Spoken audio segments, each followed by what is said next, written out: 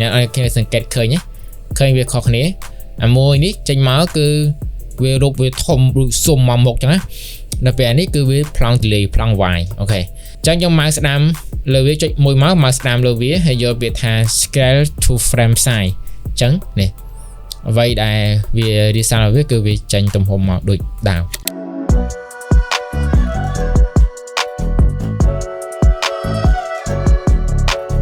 អូខេតោះគ្នាយើងបន្តអំពី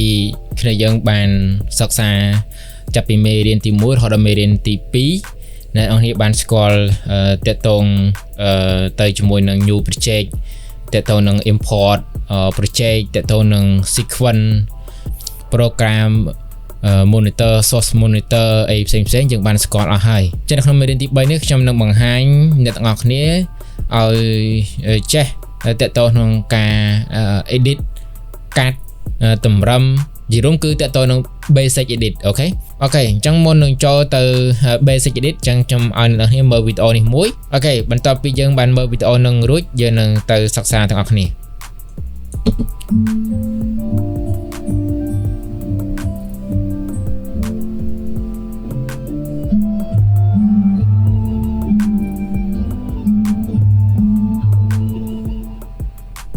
អូខេ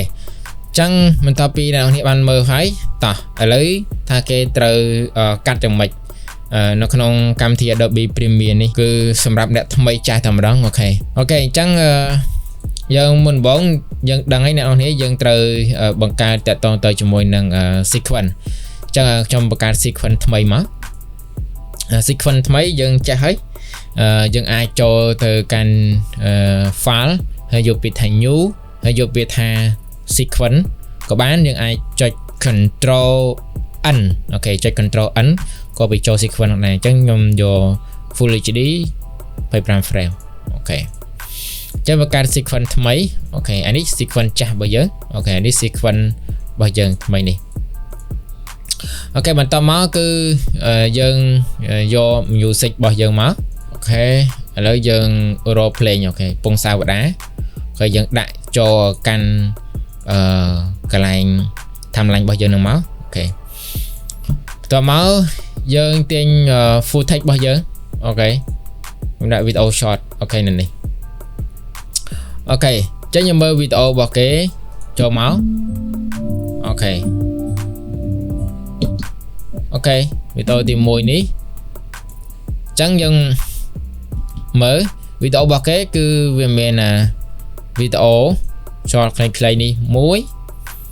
វីដេអូ short ខ្លីៗនេះហើយនៅមានសំឡេងហើយនឹង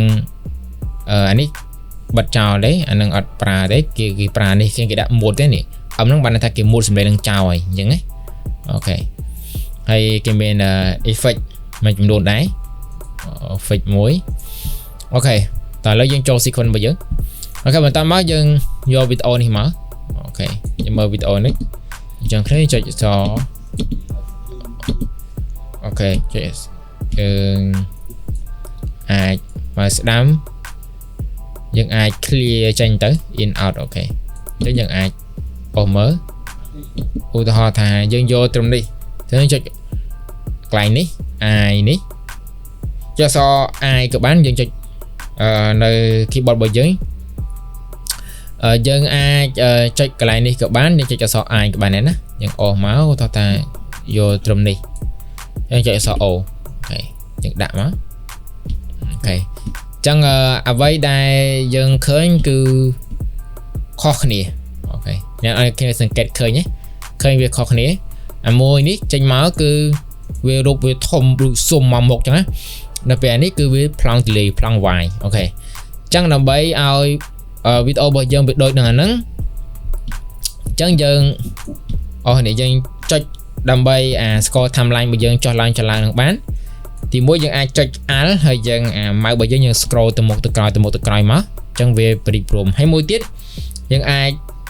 ចុចបូកអូខេនៅក្នុង keyboard របស់យើងហ្នឹងមានសញ្ញាបូកអញ្ចឹងចុចរហូតមកអូខេចុចរហូតមកវានឹងឲ្យហើយ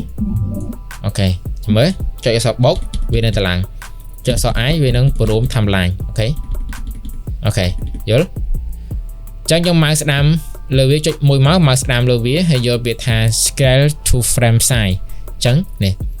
អ្វីដែលវារៀបសារវាគឺវាចេញទំហំមកដូចដើមអូខេ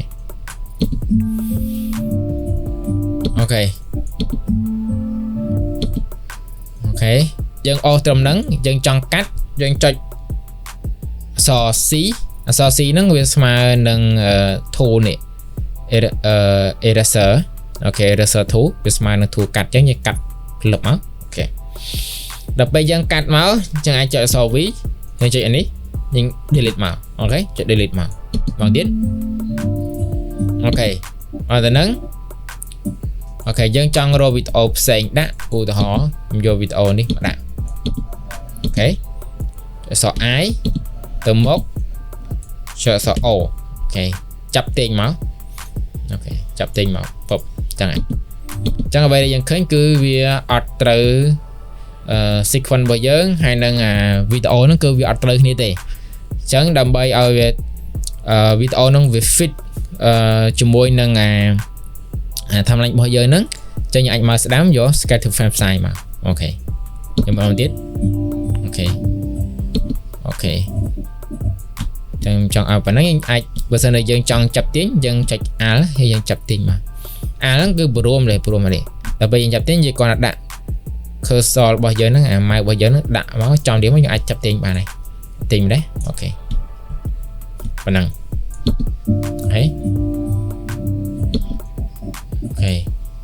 អូខេនេះមើលអូខេយើងដាក់អាហ្នឹងមុនក៏បានបើសិនជាយើងធ្វើដូចគេទាំងអស់យើងរក clip មួយហ្នឹងទៅអូខេយើងអាចរក clip មួយហ្នឹងបានអូខេនេះ clip នេះអូខេ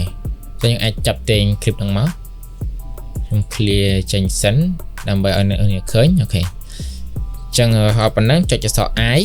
អូខេ O scroll មកប៉ុណ្ណឹងចុចអក្សរ O ហើយចាប់ទាញដាក់មកអូខេ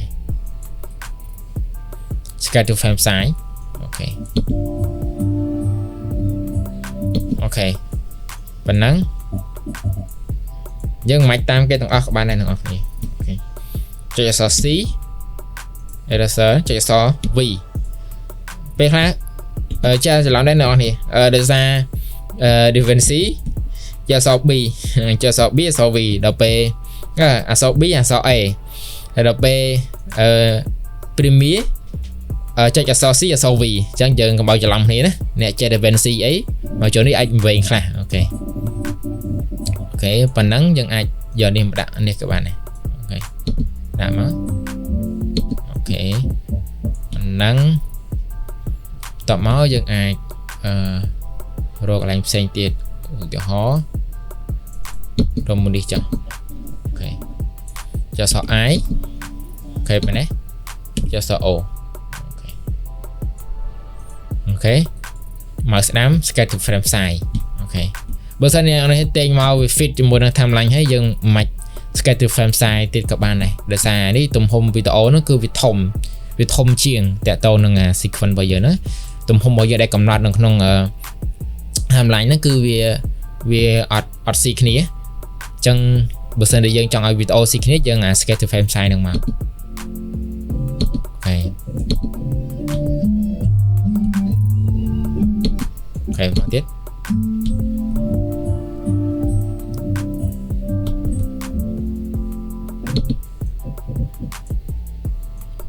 អូខេចឹងយើងអាចរកវីដេអូផ្សេងឧទាហរណ៍ថាវីដេអូនេះអូខេហើយវីដេអូនេះណាអាចចុចអក្សរ I តមកចុចអក្សរ O អូខេដាក់មកអូខេចុចអក្សរ O មកអូខេសិនជាអ្នកនរគ្នាមិនចង់នេះទេហើយចង់យកទំហំប៉ុណ្ណឹងយើងអាចសេរីកន្លែងនេះបានភ័ញណាសេរីស្វែងស្ដាំលើក្រោមអូខេថាប៉ុណ្ណឹងបើសិនជាវាញ័រខ្លាំងយើងអាចមានវិធីសាស្ត្រមួយទៀតតែឥឡូវវិធីសាស្ត្រនេះគឺ basic edit យើង ចាប់ដើមកាត់វីដេអូដំបូងអូខេដល់ពេលអ្នកនរគ្នាថ្នឹកដៃទៅយើងអាចលេងយ៉ាងម៉េចក៏បានដែរអូខេ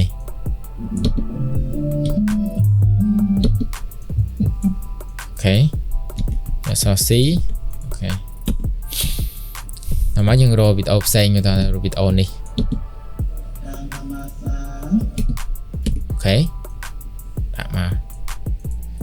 កស្ដាំ Scale to Frame Size អូខេចុចអក្សរ C ចុចអក្សរ V អូខេ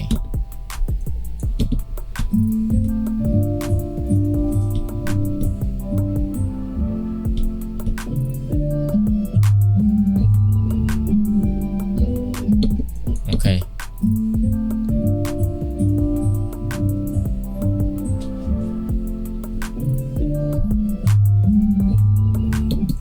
អូខេតើមកបើសិនជាយើងចង់លេងទៀតយើងក៏លេងទៅណាឧទាហរណ៍ថាលេងប៉ុណ្ណេះអូខេអូខេ Scale to Frame Size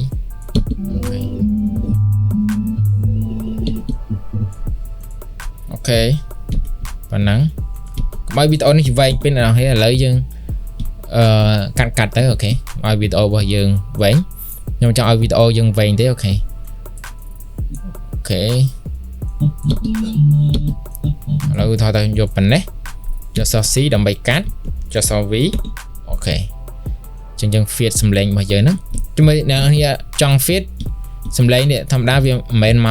មកឆ្ងឹកចឹងឯងចឹងបើសិនជាយើងចង់ឲ្យវា feed យើងអាចយក cursor របស់យើងហ្នឹងដាក់មកហើយចាប់ទាញនេះសង្កេតមើលកន្លែងនេះចាប់ទាញមកចឹងសំឡេងវា feed ហើយចាំមើលអូខេដល់ប៉ុណ្ណឹងយើងអាចទាញវីដេអូនេះឲ្យចប់ដល់នេះមកវិញពេកយើងអាចរកវីដេអូថ្មីមួយទៀតណាអូខេឧទាហរណ៍ថាវីដេអូនេះចាប់ទាញដាក់មកអូខេមកស្ដាំ apply អូខេ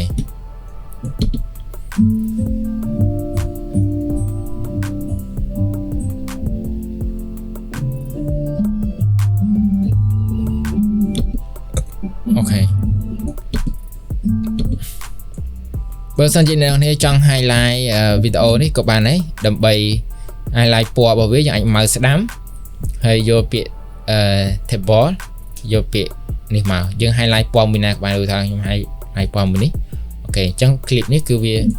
វីដេអូនេះវាពណ៌ផ្សេងគេអញ្ចឹងថាវីដេអូណាសំខាន់យើងអាច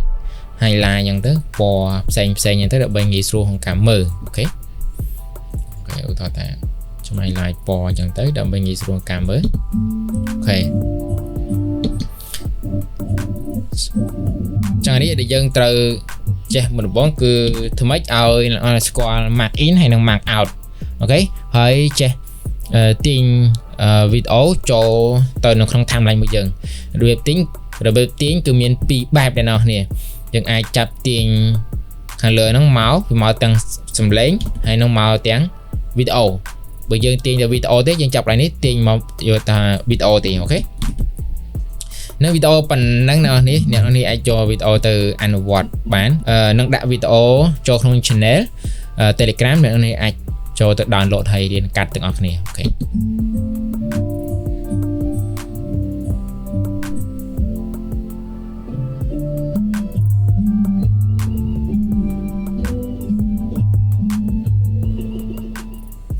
អូខេបើសិនជាចង់ប៉ុណ្ណឹងយើងអាចចុចអក្សរ O